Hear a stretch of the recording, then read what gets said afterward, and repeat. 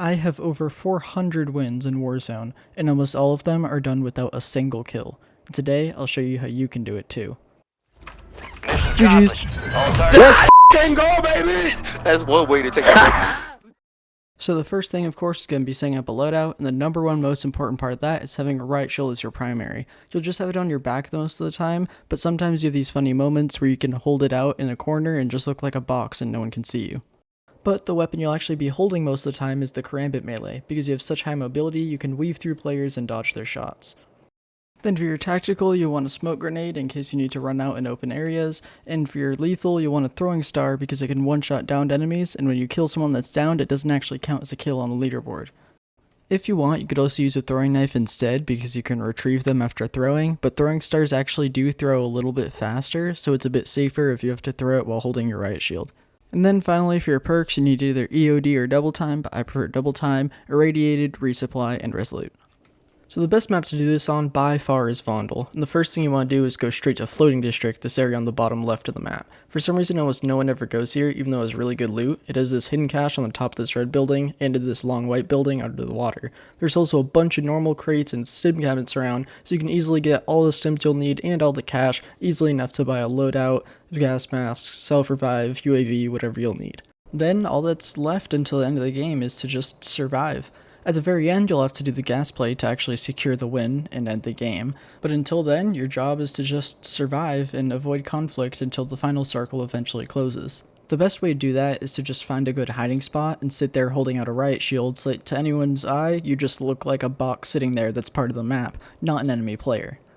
It's even harder to notice you if the spot is already kind of a dark corner, or if it's elevated off the ground a bit, like on top of a cabinet or shelf. That's why this spot in the fire department is one of my favorite spots ever. It's up on top of these boxes in a dark corner where people barely pay any attention. But, of course, no spot is ever perfect, so this guy did end up actually spotting me. So in these emergency cases where you do end up getting spotted and shot at, you need to know how to be able to run away, and preferably without dying in the process. And this is why I recommend having smokes in your loadout. Here, it looked like I'm completely done for. This dude threw an explosive right on me, and he has all three teammates shooting at me from different directions, so the riot shield alone won't be able to save me. Fortunately, I had a smoke, so all I had to do was quickly turn around, pop it, and as soon as the smoke deploys, switch weapons to my riot shield on my back, and run away. You may also notice that whenever I'm running away, I slide a lot. That's because whenever the riot shield is on your back, it doesn't cover your feet at all. So if you slide, it'll cover a lot more of your body compared to if you just run and people can just beam your feet and you die pretty quickly. So I had a couple other tips for just surviving in general that aren't always applicable but still help. If you ever have a bush or some sort of plant in the corner, it's always really nice to hide in those, especially if it's already completely in the corner. It makes you very hard to spot behind the leaves. Also, if it's one of the last circles and you just have nowhere to hide and you need cover, then just pop down all your smokes. They each last a few seconds, and since the last circles are short, if you have at least 3 or 4, you can get through most of the circle and then just run away and do the gas play at the end. Also, if you're ever in a hiding spot that has a door near it, opening that door towards you can make that spot 10 times better. It just makes the area a bit harder to see and people less likely to look back there, so it makes the spot just even better than it was before. It can even work if you don't have a riot shield, so it can be sort of a last resort hiding spot if you need it and know someone's coming. All my tips so far have been about staying hidden, but that isn't necessarily the only thing to consider. For example, here in this corner, I would be hidden better than over here in front of this fake window, because I'm right in front of a light source, which makes it really clear that something is blocking it. However, this spot is actually better for 2 reasons. One, I can see either side of the walls beside me, so I can see the entire range of where people can see me from and shoot me, and 2, it's much closer to an exit, so if I need to, I can easily run out to this window and escape. And that's pretty much it for my survival tips. Eventually, as you do it more yourself, you'll figure out your own tips that work for you and just develop better game sense in general that help you survive, but really all you gotta do is just survive to final circle. Once you're here, congratulations, the hardest part is over. Now if you have a UAV or deployable radar left over, go ahead and use that so you can see any last players that might be camping. Now it's time to brace yourself for the gas play, which is the most crucial part of any 0-kill win. While I'm sitting here waiting, I usually go ahead and ping the spot over in the north of Zoo because it's by far the best place to go in gas to get stims. It has 2 buildings right next to each other, which each have 2 bathrooms, which has a ton of stims, adding up to something like 14 cabinets total. Then you don't really have much else to do but just sit there and wait for someone to find you or gas to close over you. If someone finds you, just pop down some smokes and run away and you'll almost always be fine. And if gas closes over you, don't try and follow it, just go ahead and run to gas. It's not worth the extra few seconds of circle time you'll get and the increased risk of someone finding you and killing you. I just realized looking back that in this clip I did follow gas and try and get into another hiding spot, but this is really stupid. I got lucky that this worked out. Don't do this. So once you've run to gas, you've made it. This is the final gas play, and once you get good at it, it's pretty much game over and you've won. But to get good at it, you have to practice your stim timing.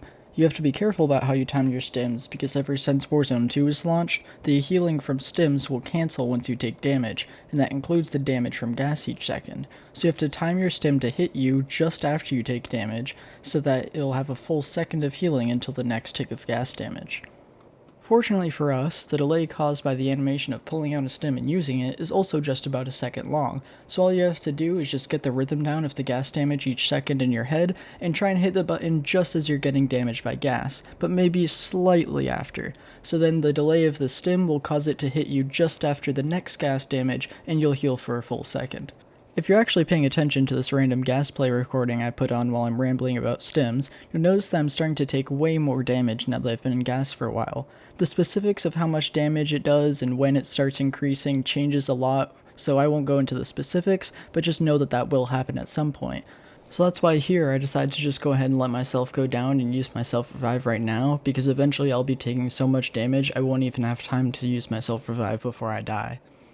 I know it sounds easy enough, but it still does take a good amount of practice to get perfect at it, and once it's perfect, you really have nothing to worry about, and you can easily win any game. So to practice it, I just go into Vondel where there's a ton of stims on the map, and run through the gas as soon as first circle closes, and just keep on going as long as I can in stimming.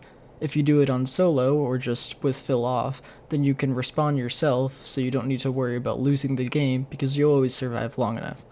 In fact, doing this actually works as a pretty good strategy for a full win on Vondel, because there's just so many stims that as long as you have irradiated and just dip into circle every now and then to reset the gas damage, you can just easily stay in gas all game, and then you avoid all conflict, and when last circle comes, you don't even have to worry if it's an open circle, you can just stay in gas.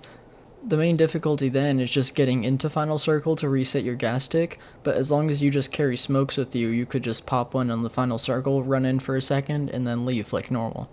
And don't get me wrong, this is a viable strategy. It can get you wins, but in my opinion, it just isn't really that great, because it's completely dependent on the Vondel map, because it has a ridiculous amount of stims.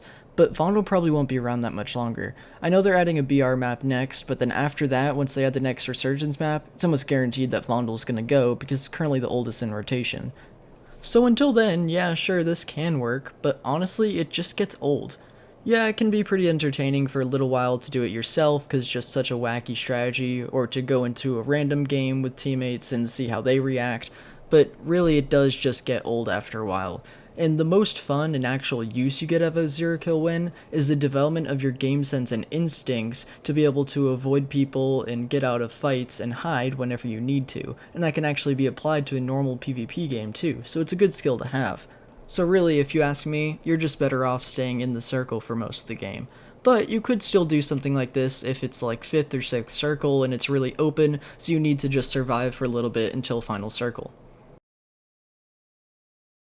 Oh crap, what do I do now?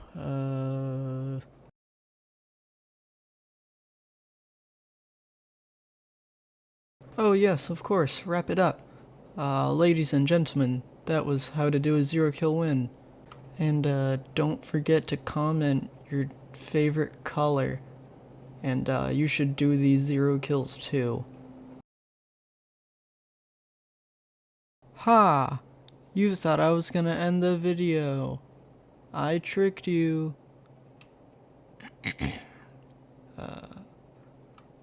Oh, I know you guys really enjoyed this video, so you should really like and subscribe. That would be pretty cool.